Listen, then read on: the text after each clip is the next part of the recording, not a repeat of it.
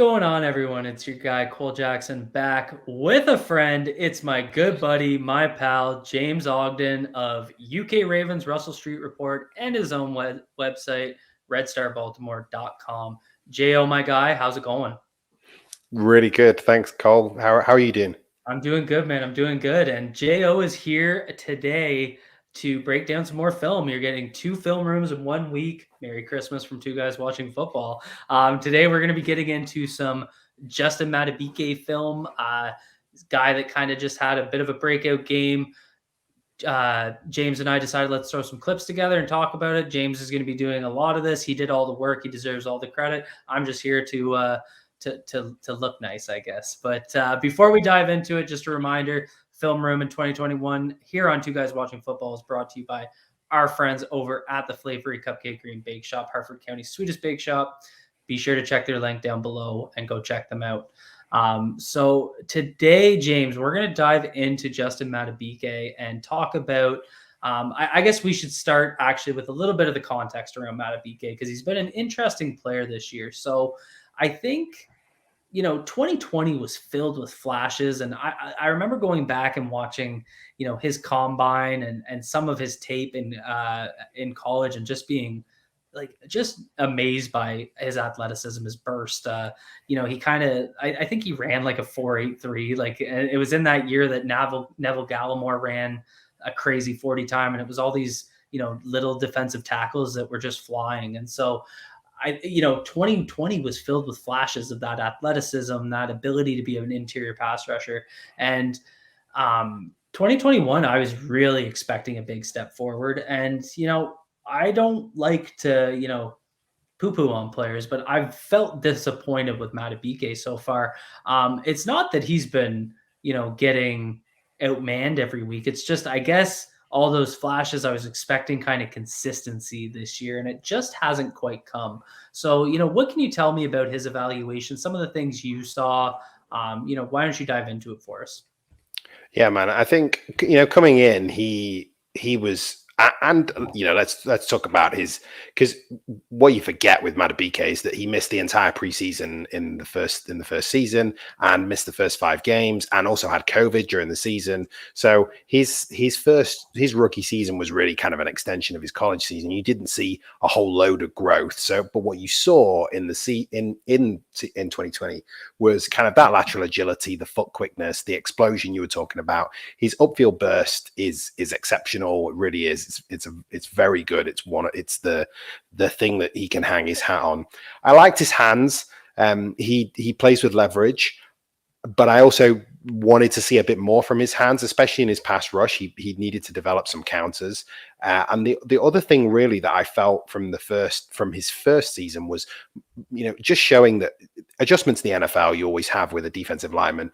Processing is really important for a defensive lineman. You have to be able to read blocks, very quickly diagnose what the play is, and be able to get into the right position and defeat that block the way it needs to be defeated. And he had a big adjustment to make there coming into the NFL, as most defensive linemen do. But I think playing for the Ravens, it was also trying to get him playing as part of the structure of the defense, getting used to playing as part of a run stuffing unit. He just wasn't quite there yet. There were great flash plays and lots of great stuff. And I'm with you in 2021. I just felt like in the last few games, I've started to see some things from him that I really liked. And then I felt like this game was a really good game to kind of show what he could be in the future and where he still needs to grow with some things. Well said, and that's the thing, right? I said it about Ben Cleveland when I did his film breakdown. It's when you get to the NFL, it's all about chasing consistency, and it's your ability to not just have moments consistently game to game. It's play to play, snap to snap, drive to drive, and I think that's where some of these young players need to kind of take that step. And Madibuike kind of when you were talking about hands, ability to build pass rush moves, counter off of one another, play that kind of chess match, one-on-one matchup where you kind of use a move to set up another move later in the game. That's the learning curve, right? And that's where I talked about it with Ben Cleveland. I thought he was setting too vertically, and you could see defensive linemen adjust, and they just started bull rushing him to try and get some movement. So, that's something that I think any young player needs to just kind of learn. Like, this isn't, even at the top NCAA level, the SEC, Big Ten, that sort of thing, especially in the trenches of the Big Ten. It's just not. Or even at that point, you can still just be bigger and stronger and better than these guys. But once you hit the NFL, it's like you hit that wall, and you have to kind of have those pass rush moves that set up other moves, and it's just kind of learning that nuance of the game. So I think that's really well covered. And the other thing with his, he's actually put together some decent pressure numbers this year. So I think that's a positive sign. And like I said, the only thing I can really say about Madibuike is I just want to see some more consistency out of him. So with that said, we can probably jump right into the film. So you're going to be controlling it, my man. So I'm going to just sit back, put my hands up, and let Jo take care of her. So first things first, let's just before I press play, let's remember. So earlier on in the year, Mike Crawford, both of our good friend, convinced me to do the Scouting Academy. Well, no, I was thinking about it anyway. Mike helped me to actually go ahead and do it. And so the first things first, you've got to think about. The Scouting Academy will teach you to think about in player evaluation is context. Context is everything. So let's just very quickly mention that the Ravens played in this game a lot of a 4-3 over front. There was not a lot of 3-4 in this game at all. And Madibuike played almost exclusively the 3-tech. He was on the field. He was a starter, but they brought him and Brandon Williams off the field for Justin Ellis and Broderick Washington at a pretty regular clip. And he ended up playing about 50% of the snaps. So you've got to remember, he's on a snap count. It's not necessary. I'm not sure we can really adequately grade how well, how is his conditioning and his ability his motor and his ability to go the whole game. So we can't really look at that. The other thing to remember from this game, competition. This was a low competition game. I expected him to dominate this game. The interior of the entire offensive line for Green Bay is pretty well scuppered. There's no Elgton Jenkins in there. There's not even Josh Myers, who's their regular center. They were playing with backups most of the game. You got John Runyon, Royce Newman, Lucas Patrick. And then on the edges, they also had substitute offensive tackles playing second string offensive tackles. So he was looking at an interesting front that he should be able to dominate. And then also just worth mentioning that the Green Bay scheme a little bit, especially the run scheme, which is predominantly a wide zone scheme. So you're going to be watching out for that when we look at the plays. Anything you want to add there, Cole? I think one thing that wide zone versus outside zone, they look very similar. I think the most important thing is a lot of wide zone uses those kind of cutback lanes off of the tight end's butt. So that you'll see in a lot of outside zone, in any outside zone, you're basically aiming at the tight end or the ghost tight end's outside butt cheek. And the ghost tight end just is if they run to the weak side and there is no tight end on that side, it's where the outside butt cheek of that tight end would be. But it's always been like, what's the difference between outside zone, wide zone? Some of its terminology, the way I've always known is that a lot of wide zone sets up that cutback lane. Why am I dragging on this on? It's because defensive tackle's ability to move down the defensive line and maintain that cutback lane, that falls on the defensive tackle. So I think it's really important to have mobile defensive tackles. I don't know if anyone remembers it, but when we got gashed by, I think it was the first time we played the Titans. No, I'm going back to when we had Michael Pierce and Brandon Williams in, we used to get gashed on wide zone all the time. And it was because they'd use those cutback lanes and those guys just weren't athletic enough to get down the line. So you'd see them penetrate the inside, and that's obviously great, but it's, getting upfield, but then getting laterally. So I think that's something that in this specific scheme is a huge advantage for Madibuike's skill set because of his athleticism, his ability to work laterally. He also he's pretty fluid for a defensive tackle in terms of change of direction. So I just thought I'd add that in.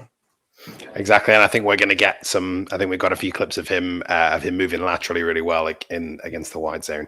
So we'll start with this first clip. Bear with me because I haven't done this before, so you've got a rookie on the controls. So we've got here Madibuike lining up. Basically, the first videos I want to take, first clips I want to take you through is two where he's one-on-one with his offensive lineman. So you can see him here as a 3 technique and lining up over the shaded over the guard. And what we're going to see is we're going to see him one-on-one, and you're going to see sort of basically a kind of classic one-on-one play where he's gonna dominate this rep, and it's one of the things you're starting to see with Madibuike is that one-on-one he's difficult to block unless you've got a guy who can match him athletically. So here we can see can't quite press play. There we go. So I just want to show you the first step. So the first step there, he's already matching matching the first step from the guard. So you can tell that one of the things you're looking for early is that processing. Is he able to read blocks? Is he able to look at the pre-snap formation and diagnose what he thinks is coming at him? He's instantaneously reading that block there. So for me, he is processing at a pretty high level already. So you've got him here, and he immediately does what he does, and you blink and you miss it there. He flashed his hand straight into the offensive lineman's chest, and that's great hand placement. You can see he's got it right on the breastplate, right underneath the helmet, not hands to the face, but it's right underneath the helmet, ready to extend that and get himself some leverage. So that's a really great hand placement, and it's really quick, and it's that upfield burst we were talking about earlier. He's already sort of looking like he's going to win this rep, and you can see there the extension then. And this is a key thing with defensive linemen that people need to understand, that it's incredible he's able to do that with one arm, but what you normally want to get with a defensive lineman is that 2 hands or one hand, the alternate hand into the breastplate, and then you want to see him lock out, because that's where he's going to get leverage. Because if he locks out, he brings in his lower body, he brings in those big muscles in the lower body to be able to gain the leverage.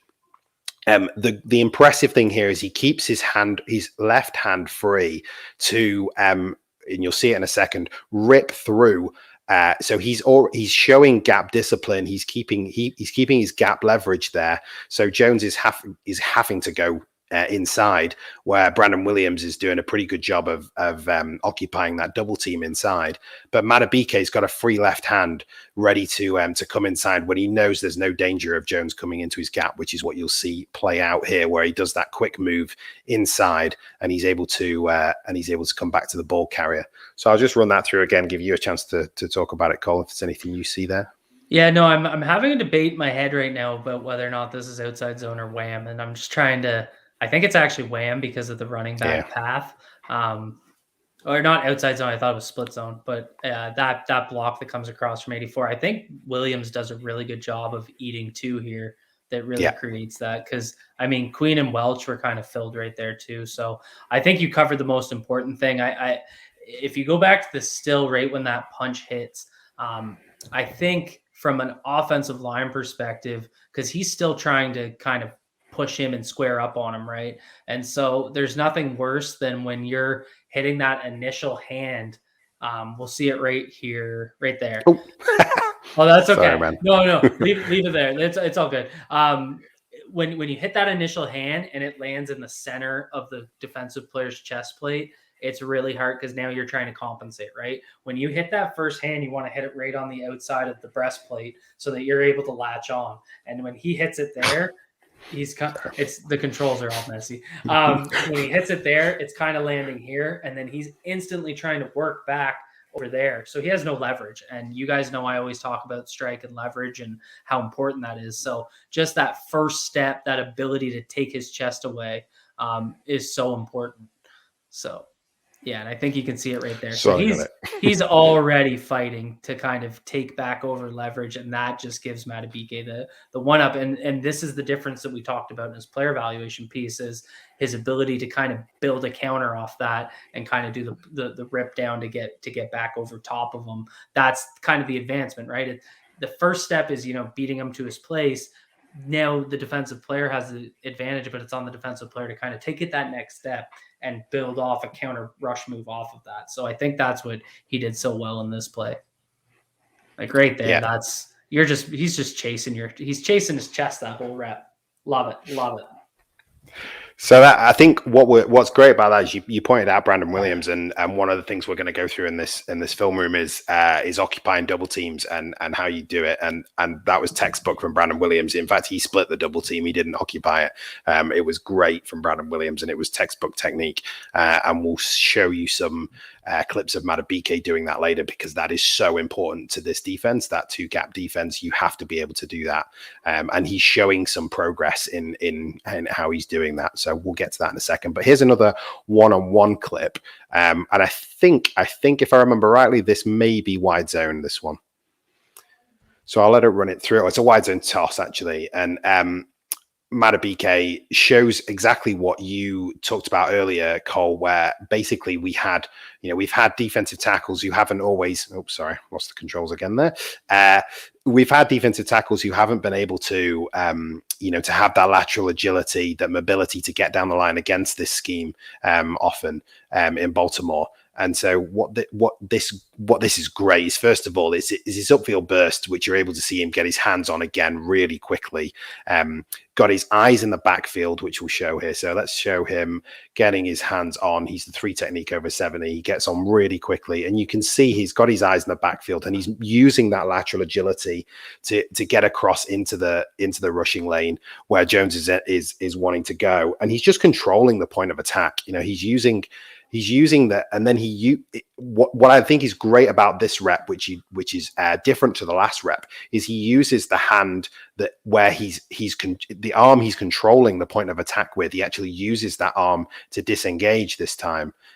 So let's see if I can make the controls work and come back inside and make the play. It's again one-on-one. It's very difficult to block this guy now. Yeah, and I think this really shows. It's kind of the same idea, because what I think he did so well in this game is he controlled the leverage point, and it's the same thing here, because what number 70, I don't know his name, their right guard, TJ Lang's old number. That's all that's in my head right now. What he's doing right here. So he's like, he thinks he's got him square, right? And that's what I want from an offensive lineman, is I want to have him square with that. And then I'm asking him to start riding towards his outside shoulder. I think you can click in the middle of the screen and it'll do pause. Click it. Yeah. That's better. Yeah. That'll get it off, because I know the slide things down there too. So I think that was the big thing here. So let's just pause on that again. So 70 thinks he's got him here, and most of the time you would, and that's where you'd see a guard start to turn him inside. And when I say turn him inside, I mean he would start to bring his right hand up and work into Madibuike's outside shoulder. And as he did that, he would start to seal him off. He'd take back the leverage point. But that lateral agility, most guys in this league just can't get lateral that fast. And so because Madibuike has his head on the right side of the play here, so he hasn't lost his leverage yet completely. He's still got a chance. It's once he gets that head across and he locks it in, then it becomes a lot tougher, because now you're fighting against his entire body. But Madibuike just keeps working. And I think the other thing that he did nice with his hands here is he increased 70's pad level. And so 70's doesn't really have any power here. All he's trying to do is work to that outside shoulder, get in the way, seal, just make a finesse block. Because you can see how high he is right now. He's basically up on the top. His arms are like that. He has no ability to drive through his hips right now. And so that makes it really tough to kind of win back your leverage. So great example here of him using that lateral ability. Fantastic play. Yeah, completely agree. So what I want to do now is move on to how you kind of I want to move on to double teams because it's so, like I said, it's so important for this defense to be able to two gap. And the first thing I want to share, first couple of clips I want to show you is sort of how not to do it. So we'll roll through it pretty quickly. He's pretty functional in these clips. He does an okay job, but it's kind of it's just not great technique, and it's not what you'd be looking to do. And he's lucky that he's playing against such a lower level offensive line. The guy you mentioned before, 70, that's Royce Newman, who's come in and is playing some snaps for the Packers this year. But it's not an elite offensive line right now. So he gets away with some stuff early on. So you can see here, and this is the best sort of view that you get of it. The end zone view doesn't really show it, but here you can see his leverage and you can see his play strength. But that's not the way to occupy a double team. And if those two offensive linemen actually get themselves into some kind of any kind of functional arrangement, they're going to knock him backwards and put him on skates. But so that's kind of not how to do it. I'll let you. I would have snatched his shoulders so damn quick. I would have just flashed on them. Yeah, no, and this is where, as from a coaching perspective, it can be tough because his game isn't the power game, right? And they squeeze him. This looks like, is it zone or is it a duos? It looks kind of like that wham concept again, where DeGuara is kind of coming across to crack, and then they're just comboing inside. I think I got what he was trying to do. He's trying to stay low and work his leverage, but you're not going to use two hands against two guys, right? So it's better you got to jack up and stay tight in your lower body, because what he did, the play didn't really come to his side. So there was no real, but I think what would happen there is he's just going to get quickly washed, or some offensive linemen are going to snatch you, because you could see it in that previous view when it was up in the sideline view. He's vertical, he's horizontal, right there. He's too far forward, and it's kind of, the low man wins, but the low man also has to be able to maintain his base, or he's going to lose his balance. So I think that's the big thing there for me. That's pretty easy work for a double team. They're just gonna rub you right out of that. And also, right, one of the things you don't want to see as a two gapping defensive lineman is your weight all the way forward like that. As a two gapping defensive lineman, you really want to be a little bit sort of not rocked back, but you want to be a bit more on your heels. You don't want to be with everything forward like that. It's just asking to be destroyed by those two offensive linemen. And he's obviously it's not going his direction, so he's lucky. If we move on, there's another clip, and it's number 5, where I want to spend a bit of time talking about how you occupy a double team. But so this is another clip that we're going to look at here about attacking the double team, and we'll wait for it to show the wait for it. Sorry, we don't. Well, this is the end zone angle, so let's play that through again.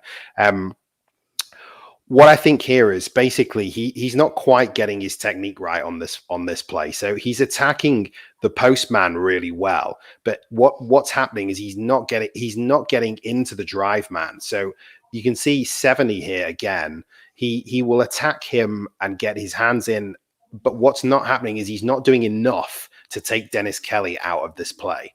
So he's starting to show, which the next clip will show better, the technique that you do need to use, where you sort of rotate your shoulders slightly, and the next clip will show it better, where you rotate your shoulders slightly to reduce the surface area, but for the drive man, which in this play is Kelly, the right tackle, to block him, he's allowing Kelly to get too much upfield. So what he does is he makes his play functional basically just through his play strength, because what he's going to do is he's going to take Royce Newman and he's going to take him back into the path of the running back. That's one way to do it. If you do one of the ways in which you want to see a defensive lineman do it is reset the line of scrimmage, because it's just going to muck up the offense's levels and the offensive lineman's levels.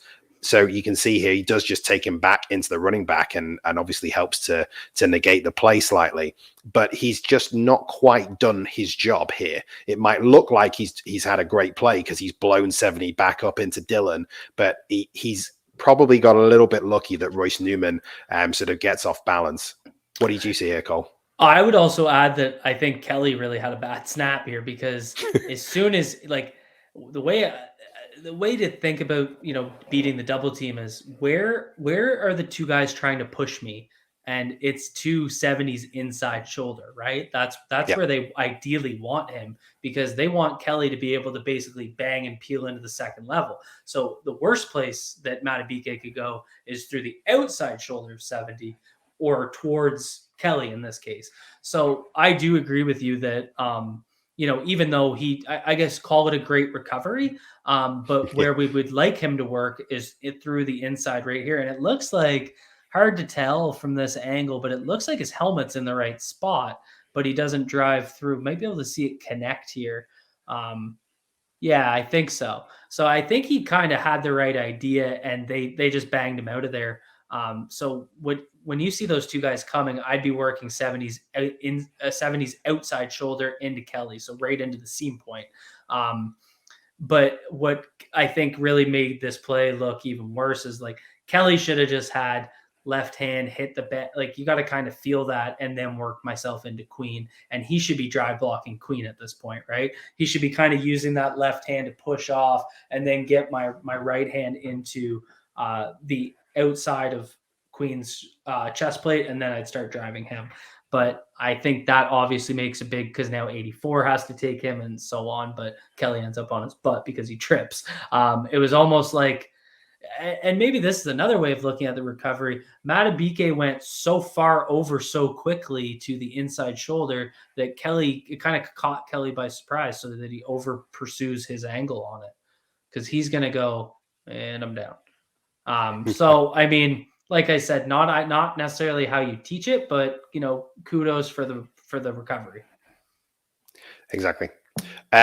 So what I want to show you now is a better clip of sort of what you want to see from defeating a double team. So we'll run it through a little bit slower. I'll pause it at a few opportunities. So here's the first move from Madibuike. So he sees the double team. He sees it's coming. And he does the first thing you expect from a defensive lineman when they're facing a double team, which is to attack that postman hard with kind of violent, accurate hand placement and try and reset the line of scrimmage, like I said before, and screw up the offensive line's levels. So what we've got here is he gets his hands quickly onto the sort of just the sort of right side of Royce Newman's hand plate and of Royce Newman's breastplate, and he will sort of do a little bit. I've gone too quickly. Let's run it through and I'll take it back again. I missed the pause button.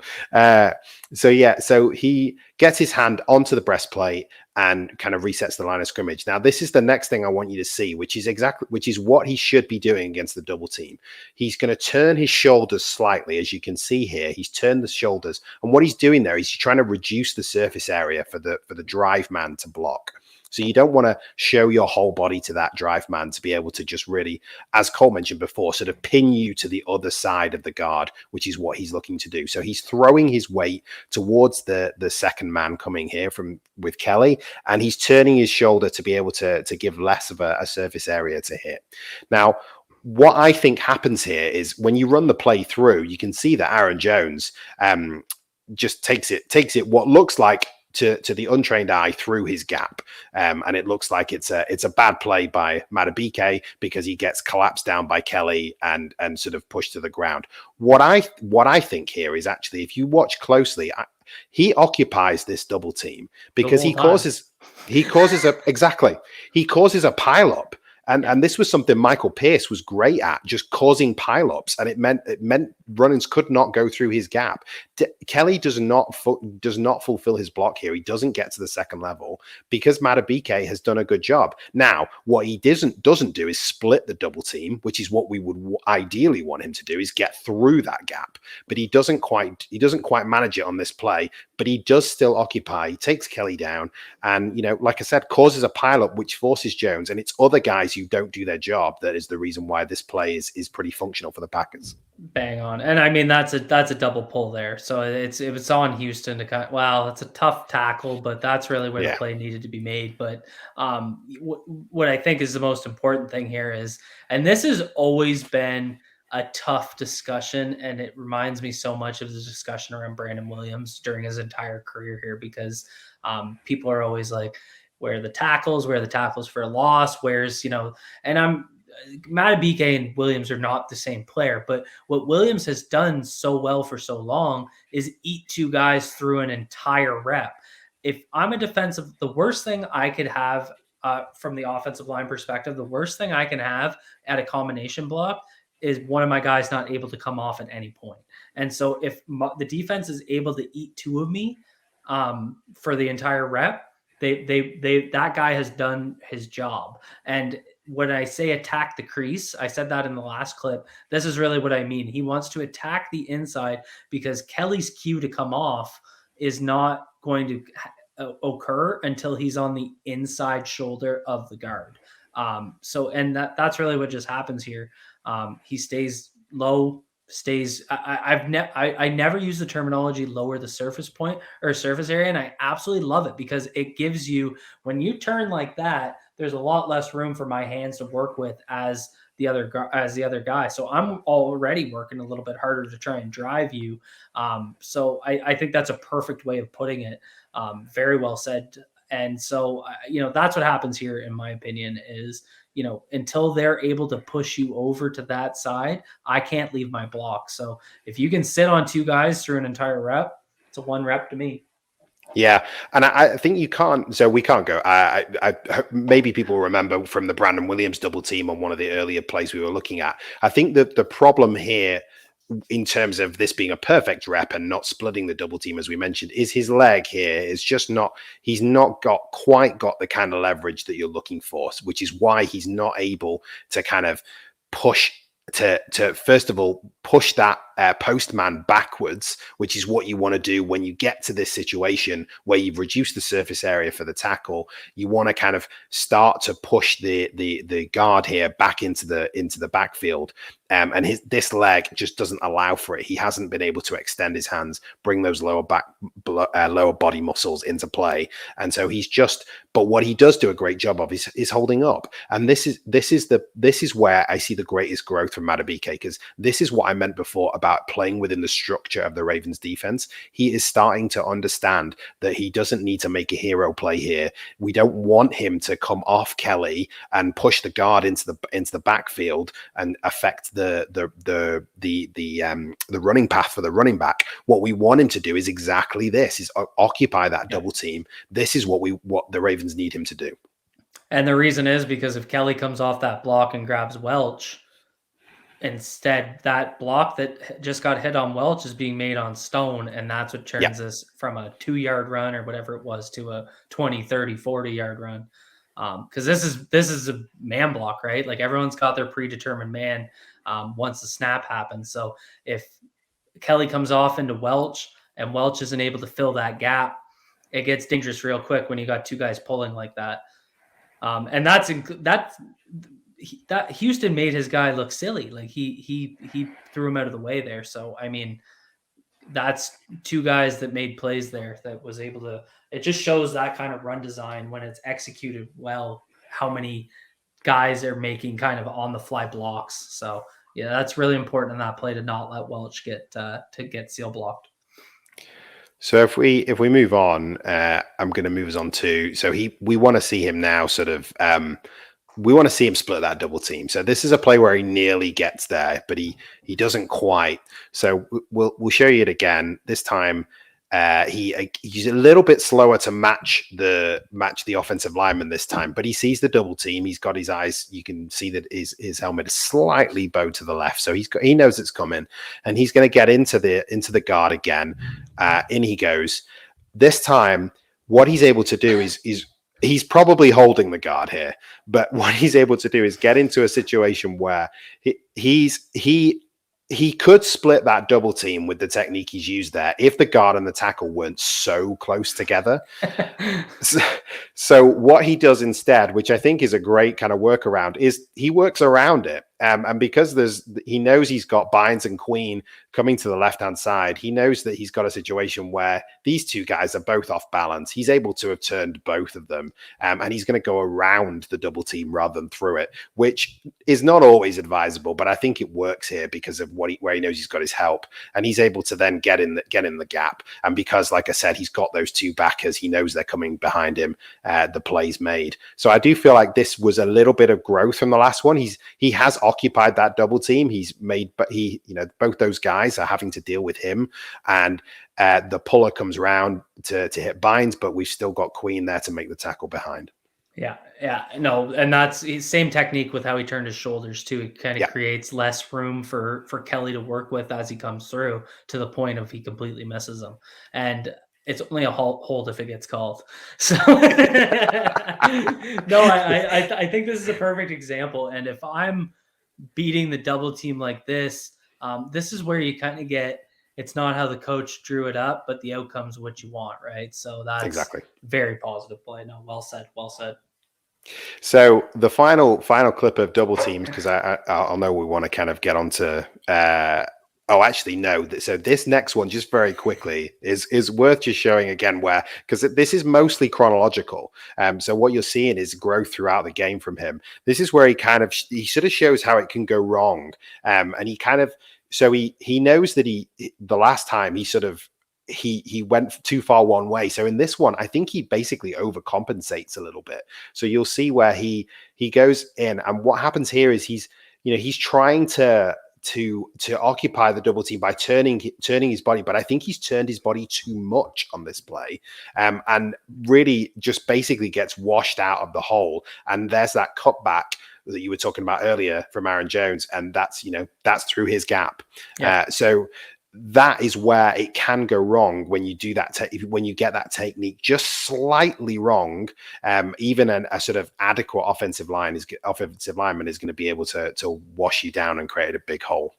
Yeah, and that's the left side of their line versus the right, which was the last few snaps. Yeah, because for me, like if I'm a tackle on this play, I'd love to see your back, because you don't have any strength against me. If I have all your leverage. He's still, I think that's a good point. It's really where it can kind of be your demise as well. That's a really good catch, because from the tackle there, you're just pushing the sled at that point. Yeah. So happily, he does get it. He does get as a kind of perfect split the double team rep, and this is it. So I'll show you it here, and it's back on the other side of the line again. We see him here. He's a little bit more patient, a little bit more circumspect, but he's got his hand in the breastplate again, right in the middle. And he's got that. He's maintaining that half-man relationship that we talked about so far. He is in a great position to not be pushed over, clipped over by Kelly into the position that Kelly wants Madibuike in. And this time, he's got a much better position in terms of leverage. He has full on got leverage here. He's got a little chink of light between the tackle and the guard where he's going to be able to force his way through. And the key here now is to really push the guard and use the leverage he has from that left foot, from the ground reactionary force he's going to have from that left foot, push up through the guard and get in through that gap and get into the running lane. And you'll see he does that. He gets a little bit hairy at one point, but he does get through. I think he just broke his own ankles. Basically. This show's great. Like I know you'll hear guys talk about it a lot, but what you're always looking for in linemen is you want to see flexibility, but not necessarily just in their hips, ankle, knee flexibility. Like that is an athletic play. Like his ability to drive when his ankle is twisting, like that's incredible. It's really great, and to get, he really has split that double team. If Dylan doesn't make the break to the outside, and you can see why I say he split the double team is this freeze here, which is that Josh Bynes is supposed to have been blocked by one of those offensive linemen, and he is free to make the tackle on AJ Dillon in the hole for a short gain. So he's just done everything he was supposed to there. And like you say, he's sort of put on display his incredible play strength and his, just his athletic ability there to be able to make that play. It's just great from him there. So we'll take you, like, this has been a long one. I think the good thing to sort of show you is that run defense in depth, because that's where he's going to really add value to the Ravens. You do want to see some pass rush, so I wanted to just quickly show a couple of clips from his pass rush. One thing we get here, I want to show his growth from recent seasons. So this from the previous season. So this first clip, you're gonna see him use a jab step, start with his first move, but his first move misses, and Royce Newman's able to match his first move. But Madibuike comes back with a counter. Then Kelly gets involved, so that he doesn't get anywhere near getting pressure on Aaron Rodgers. But it's just good to see that he's starting to work these counters. So let's see first the move upfield, the little jab step, and then he's going to use his both hands. But you can see, if I run it just a little bit further, you could see there that Newman was able to bat that first one away, and they were sort of holding hands for a second. But Madibuike comes back with another move, and he started to convert speed to power, and Dennis Kelly's got involved and sort of neutralized the rep, and he's gone back into his two-hand force again, where he's trying to push two guys back with either hand. But at least he's showing here that he's able to work onto different moves. Last season, you would have more often than not, you would have seen that rep end there, and that would have been it, and he wouldn't have occupied Kelly. A little bit more time, and maybe that would have played out better. Yeah, no, and that's where you kind of saw it, I think, a little bit last year, is when that kind of hand swipe happens, and then the guard refits. It's just kind of, okay, now I'm just gonna bull rush, or just kind of work through this shoulder. But his ability to at least work up there, start to kind of work back inside, it's definitely showing like right there, even he's, the rep's pretty much over at that point, but he's showing his ability to kind of to branch off and do something different. So it's definitely showing that development that we want to see from him. And then we'll finally end with the really good, with the cherry on the top of his performance against the Packers, which was his sack in the fourth quarter that was so crucial. So you can see him just immediately win this rep with his leverage and his and just walks Royce Newman back into Rodgers. And then the play strength again at the end is absolutely ridiculous, which we'll see in a second.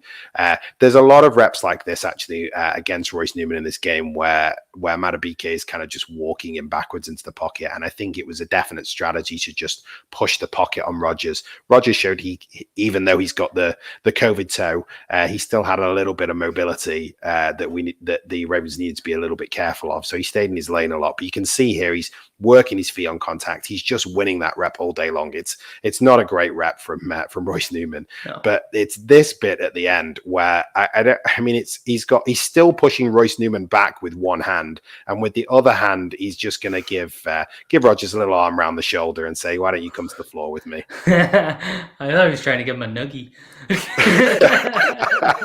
Yeah, no, I think that this shows something that Madibuike does really well, and that's, again, goes back to his flexibility and also his strength.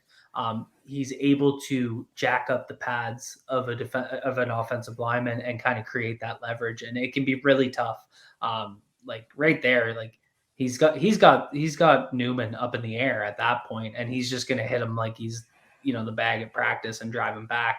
And when you're at that point, you're trying to kind of, when an offensive lineman's gotten jacked up to the point where they can't sit back into their anchor, they basically have to use their feet to walk backwards to plant. And then once they plant, they can sit back down and re-engage that anchor. But, if you're so athletic that as I'm trying to plant my foot back, you're making up that ground because you're so much faster. It can just be like you basically just get taken on a ride, and you can see it here. He's going to continually try and find that plant foot, and right there is where he just tried to do it. And Madibuike is just beating him to the space, and Newman runs out of space, or runs out of runs out of tarmac there. So I think that's this is something that I think he does really well. If he's able to use that good hand placement and jack guys up. So it's something that he needs to continue to do. And it's just creating that leverage. And this is, I mean, I hesitate to do this because sometimes this backfires on you, but that's an Aaron Donald thing, right? That lifting guys up, just saying, you know what, I'm just going to lift you up. I don't care. I've got leverage. I'm stronger than you. I'm more powerful than you. And they're both shorter guys, right? Like I know everyone's hesitant to do the Aaron Donald thing, but the reality is they're shorter, athletic defensive tackles, and there's just not many guys in that mold. So it's not comparing his level, his play level. It's just comparing his body type and sort of what he's trying to do within his skill set. It is very Aaron Donald. Like that's what Donald does. He gives guards fits in terms of their ability to just not find their anchor. There's nothing worse than when you're playing guard. And I can attest this because I play guard, but I'm also 5'9". So it was really hard to jack me up. I mean, you literally had to pick me up and take me with you. I used to get beat a lot because guys would collapse on my shoulders and I was just too short with too short arms. Wink, wink, nudge, nudge, to do anything about it. That's how I always lost. It was never getting no one ever beat me low. Let's just say that. So that's something that I think Madibuike uses to his advantage is, low man wins, that idea. He's starting to kind of use his power and his flexibility to kind of convert that into pass rush wins. Yeah, and I think so. If people want to go and look at, there's a great clinic it's not a clinic actually. It's a video that Dan Hatman from the Scouting Academy does with Mike Waffle, who was Aaron Donald's defensive line coach in LA for a while, and it's great. He sort of teaches you a little bit about sort of what Aaron Donald looks to do. And basically they have three things that they look for. One is the set foot, one is their other foot, and one is their hands. And within each one, there are different options. And they basically just diagnose what an offensive lineman is. And then that affects their strategy for the game. And I think one of the things basically Madibuike saw with Royce Newman was that in Mike Waffle's terminology, he's a leaner. He's leaning here. So when you've got a leaner, that's the absolute best technique is to get under his pads, use that leverage and just walk him back and lift him up at times. And that's kind of what Donald does as well. I'd encourage people to go and watch that video. It's great. And it really does teach you a lot about why Aaron Donald is so good. And it's the little details really, but we're talking about Madibuike. Check back next week for the Aaron Donald film room. I could talk about that guy playing football all day. It is great. That's all of our clips, and I hopefully we gave you a pretty good view of Madibuike against Green Bay. Yeah, no, thank you so much for coming on and sharing that with us and sharing some of your knowledge. And I think the biggest thing that I always take away every time you and I talk is just the evaluation approach. And it's so important. I mean, I know you've gone through the Scouting Academy, and I encourage anyone watching to go check it out. It is a phenomenal program. I haven't done it myself, but I've been privy enough to kind of see some of the things that they do. And, in terms of some of the terminology you learn, and they teach by far the absolute correct things that, real coaches, real scouts are looking for. So it can't give it a big enough nod from my perspective, but that's all we have for you guys. James, why don't you let everyone know where they can catch your work? Yeah, you can find me every week writing battle plans for Russell Street Report. Big preview of sort of looks at the X's and O's of each game and how the Ravens might go about beating their opponents. You can find me on the Battle Plans podcast with both our friends Dev Banchois and Tony Lombardi, and you can find me on the UK Ravens podcast and on Twitter at NFL Ogden, all over the place. I work hard considering I've got a day job as well. Love it. Yeah, no, I feel you there. Sometimes I am doing some football stuff while my day job is going on, but hey, who's counting, right? But that's all we have for you guys today. Everyone have a safe Merry Christmas. Wishing everybody the best out there. Be good to yourselves. Be good to